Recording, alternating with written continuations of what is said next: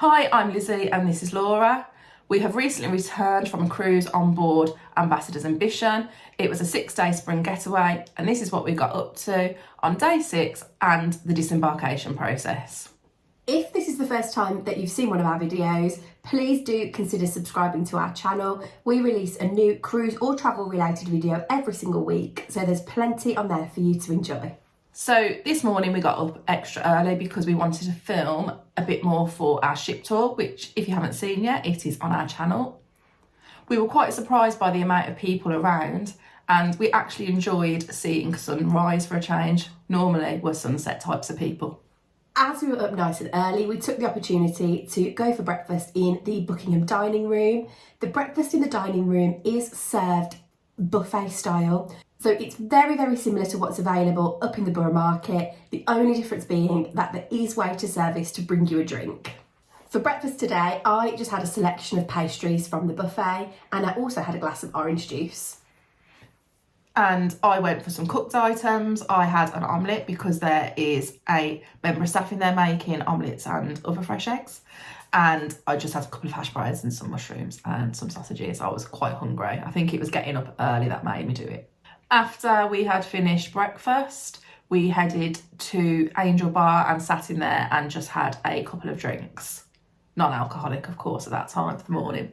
As it was a sea day and our final day really on board, we spent a bit more time pottering around the ship and catching up on some last bits and bobs that we wanted to see before we headed to the dining room again for our lunch. Dining room lunch is a bit different than on board other ships.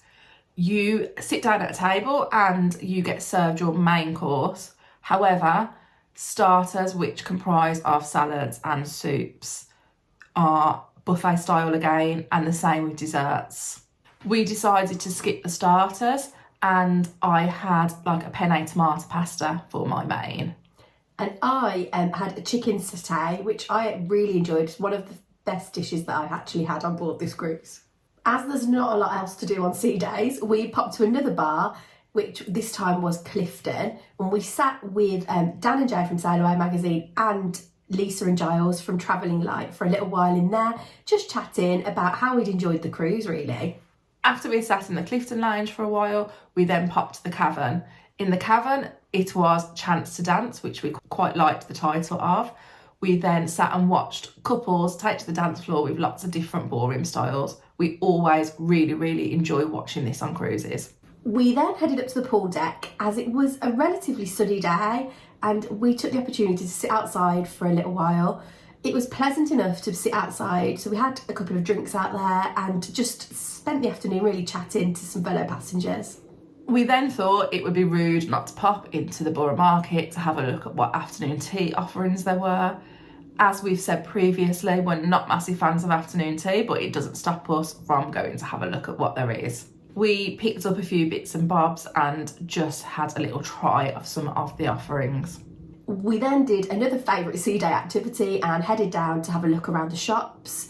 The shops on board Ambition aren't the largest, but they do have a good selection available in there. There's everything that you would really expect to see in a cruise ship shop. There's some novelties and merchandise from Ambassador, as well as the usual duty-free alcohol and cigarettes and perfumes and makeup and some items of clothing. We then headed back to our cabin. We were in need of a nap now because we had got up earlier than we normally do on a cruise. So we had a nap and then got ourselves ready for our night on board Ambition. We were really looking forward to our dinner tonight because we'd booked Lupino's, which is a Mediterranean restaurant on board. We'd heard some great things about it, so we were really excited to give it a try. The way that Lupino's works is that you get a set starter and then you get to choose your main. To start off with, you get a selection of Mediterranean breads with some dips. The bread was absolutely delicious and we were trying really hard not to eat it all because we didn't want to fill ourselves up.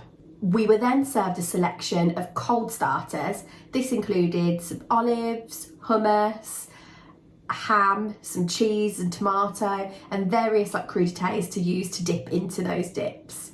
After the selection of cold starters, you then got served some hot starters. For the hot starters, there was calamari, some garlic prawns, some spanakopita and some meatballs, along with a garlic mayonnaise dip.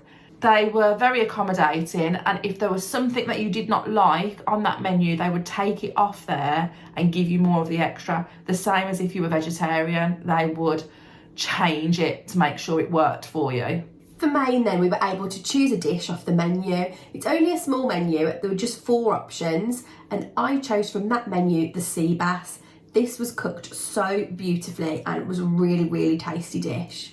And for my main, I had chicken souvlaki. It's a particular favourite of mine, and I absolutely love Greek food.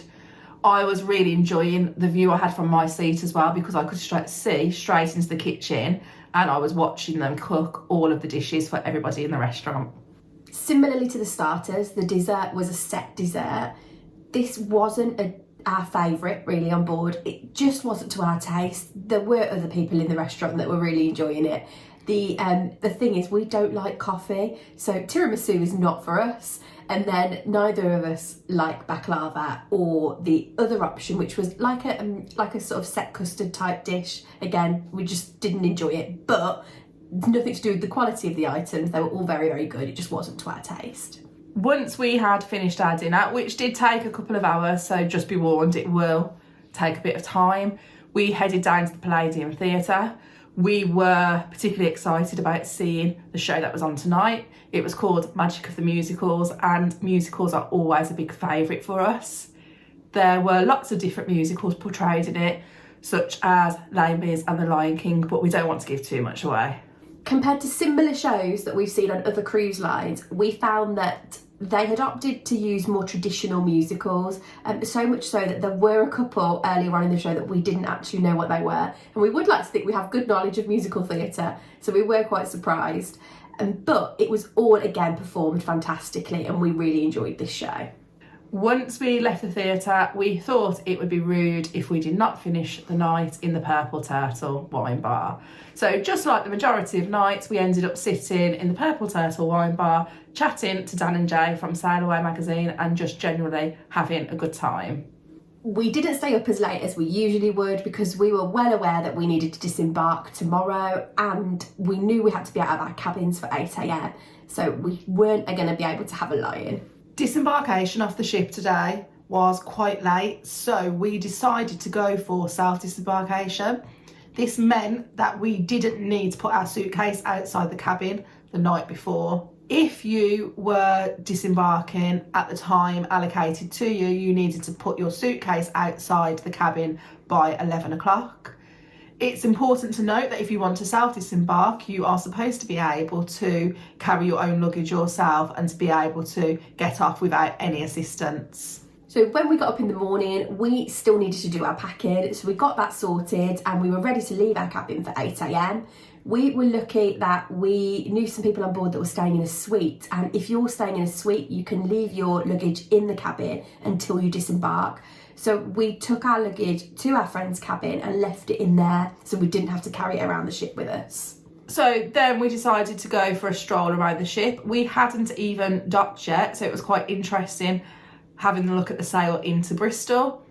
After we'd had a stroll around, we headed to the main dining room for one last breakfast. Then we headed back outside and watched the final part of the sail into Bristol. We believe that Ambition always docks this late into Bristol, so it's something to be aware of if you're expecting to be able to disembark early. This is just because the port doesn't open until 10 a.m, so they don't accept ships and passengers until that point. It's important to note as well that reception was extremely busy this morning, so we would recommend that if you had anything to sort out, you try and do it the day before. The disembarkation instructions said that we were to wait in a bar or a lounge for an announcement to be made for self-disembarkation.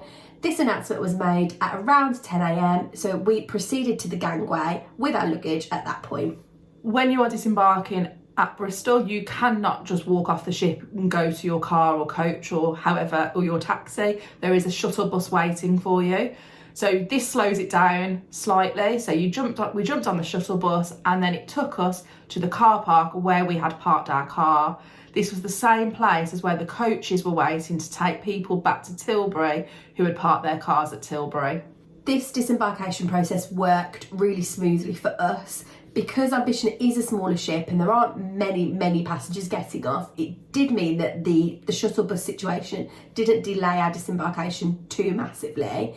It is important to note as well that in Bristol, some of the disembarkation times were very late. The last time on this cruise for people to disembark through the traditional method was 1 p.m. Overall, we enjoyed our last sea day on board. We had quite a relaxing day. We especially enjoyed our meal in Lupino's and would highly recommend visiting it if you enjoy Mediterranean food. We wouldn't hesitate going back there again. The entertainment again tonight was of a high quality, and we just generally had a really good last day. Thanks for watching. Don't forget to give this video a like and pop any questions you've got in the comments down below. Please do also make sure you subscribe to our channel. You can also find us on social media by searching Sisters on the Seas.